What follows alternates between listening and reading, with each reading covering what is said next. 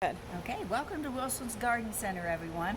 Today we are going to plant this really pretty pot full of pansies with this great tall spike in the middle of it to give a little bit of accent to that pot. I'm going to show you how we do that. We're just going to use some basic planting guidelines. You can use gloves if you want. I usually don't, but that's personal preference.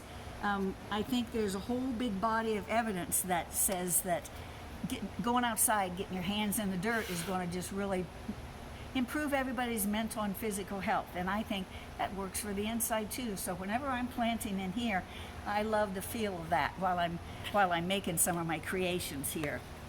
For our pot, we've chosen a nice big one because we're all ready for some springtime color. I think you probably are too.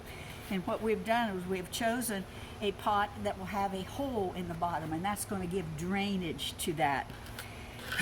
If by chance you chose a pot that did not have a hole in the bottom, add a little layer of gravel, and that gives place for any extra water that might build up to be in that pot.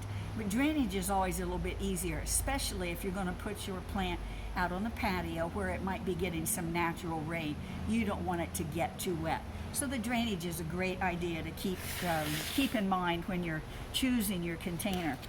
I go ahead and I fill up with some of our Wilson's potting soil. It's an indoor potting soil made specific for planting a lot of these kinds of things.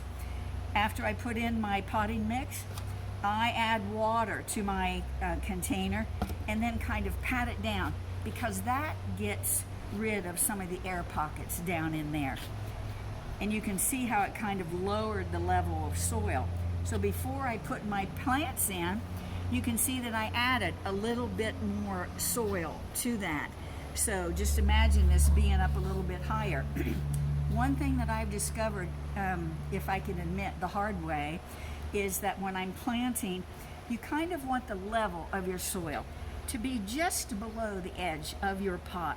If it's up too high and then you try to water, then all that soil drains out onto the table where you're planting that. So keep a little bit of make your soil be a little bit lower than the edge.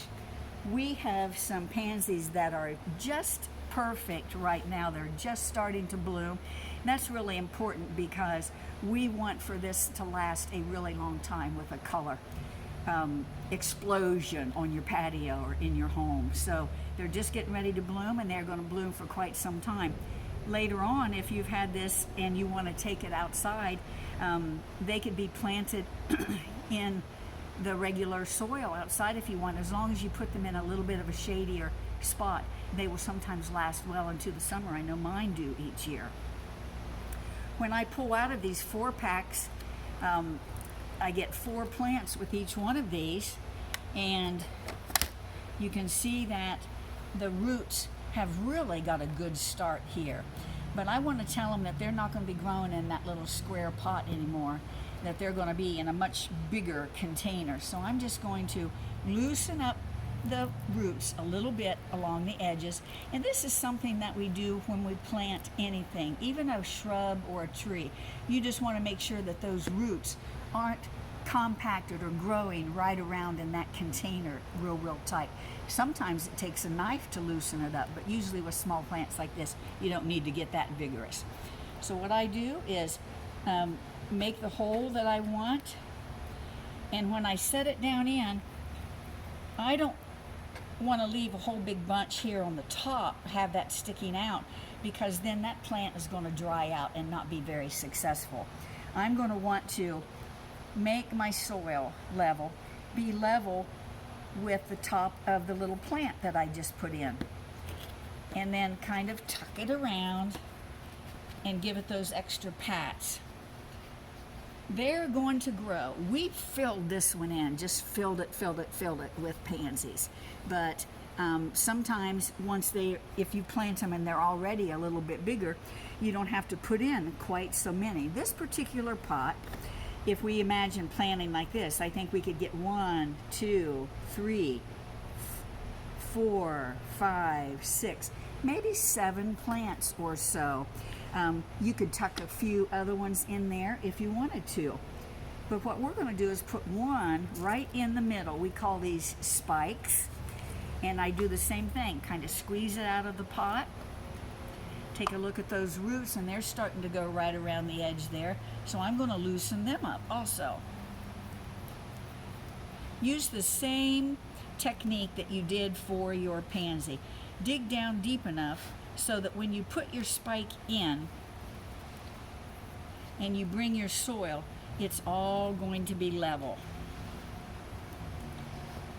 Give it those extra pats, and then just one by one, continue planting either the same color of pansy or a big assortment that you've picked, because sometimes that's really beautiful too when you use a lot of different colors. That's personal preference to how you want your pot to work.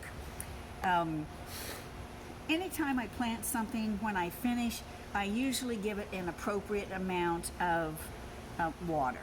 That just kind of lessens the transplant shock, I think, for the plants. You've kind of taken them out of their pots and done this to their roots, and then planted them and patted them and pushed them, and sometimes that little bit of extra water will kind of just set them on their way to start growing more successfully. So I think that we've covered the basics on how to make your pansy pot.